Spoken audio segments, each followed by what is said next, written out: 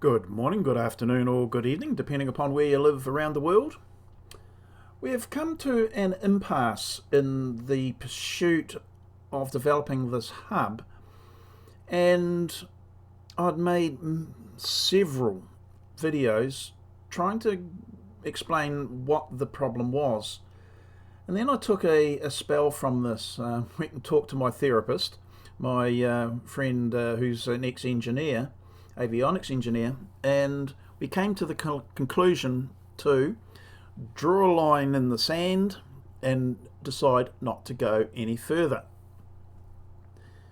That's for my sanity, because in my pursuit to chase down the small inaccuracies, I was constantly backing myself into a corner and I had nowhere to go. So, looking for a way forward, I go back to the model-based method of obtaining measurements, not necessarily the geometry around which we had created videos about the difference between precision and accuracy. And that's where I was getting caught up. Ultimately, this is and will only ever be a piece of garden landscaping or furniture or structure. It is not some life or death item or issue, so therefore a positive outcome would be a completed dome which functions well and was easy to build with the minimum number of issues. I was finding that using the geometry and Sketchup, which is not a precision, it's not an accurate measuring tool, that while I was creating quite accurate models, I was unable to measure it and replicate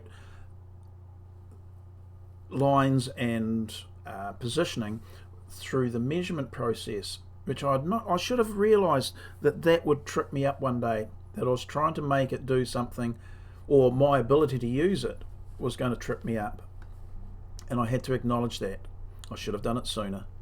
So where I got this part of the model from was back on my honeycomb structure, which you see me indicating in the layers organizer here to the right. And it is this, along with the skeleton structure, but mainly the honeycomb structure, which will give me the way forward and has so far served very, very well.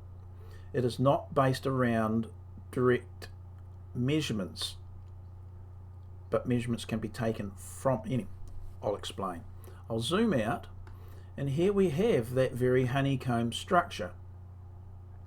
This is the skeleton of the honeycomb, so it's just the lines with the faces removed. So I can get rid of the honeycomb structure, and this is what we base all of our drawings upon now. And that came as a consequence of a bit of a process, as those that have watched the previous videos would know, but it truly is, I think, the base upon which we can move forward. It allows us to get the positions and orientations for the hubs and the struts as close as we can call perfect within SketchUp. That means that taking a hub, having it positioned correctly on the honeycomb, and then drawing the point-to-point measurements and accepting those as all that's required to create the dome seems to be a logical step forward.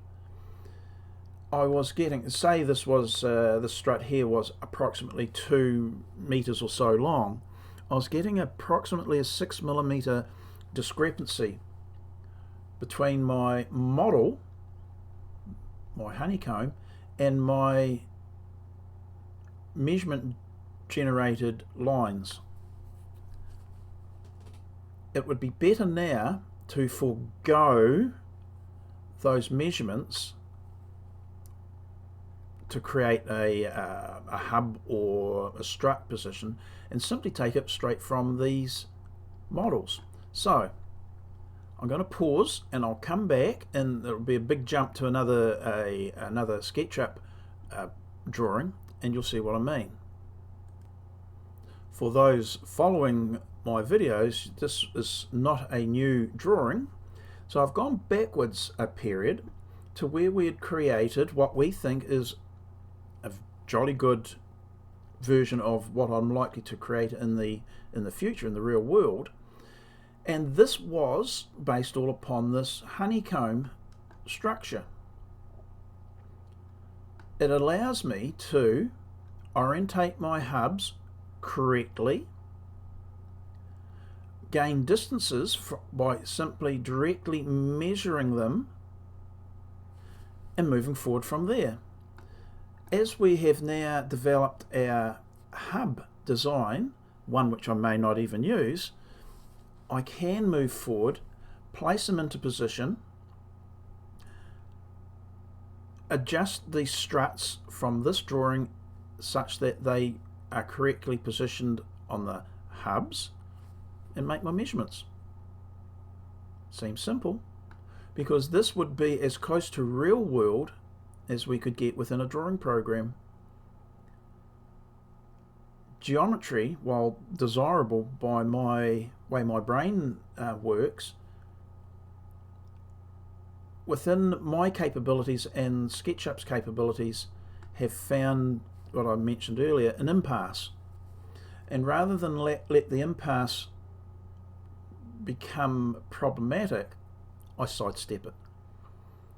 I'm not ignoring it, I'm sidestepping it. Should a resolution to that become apparent, perhaps someone that's better skilled in the use of SketchUp can give advice in that regard, we'll relook at it. But I want forward progress, and some of you probably also, so that means that you're not having to listen to my burbling about something that I can't fix. Okay, so that's where we're at. I am sidestepping my problem and moving forward with the development of the pivoting hub design, again, which I repeat, one that I'm probably not going to use. The preference at this stage is for the embedded rods, tendons into the ends of the struts. Now this will work mainly for anything that it is of a 50 by 50 or greater section size. Anything smaller, while still workable, may be an issue. And that's, we will make some real world models and mock-ups to show you. Now the next video that I'm going to create touches on this issue, and it was something that we'd created a video about before, where we don't want these joints failing, because they may be a rarity, but we're thinking large structures. My background in building requires me to be ever mindful of the fact that a failure can be catastrophic in more than one arena. It could wind up killing someone, or costing someone, or damaging something that we don't want damaged. So my conservative nature requires me to go down that route. Okay, so I'm going to end it there.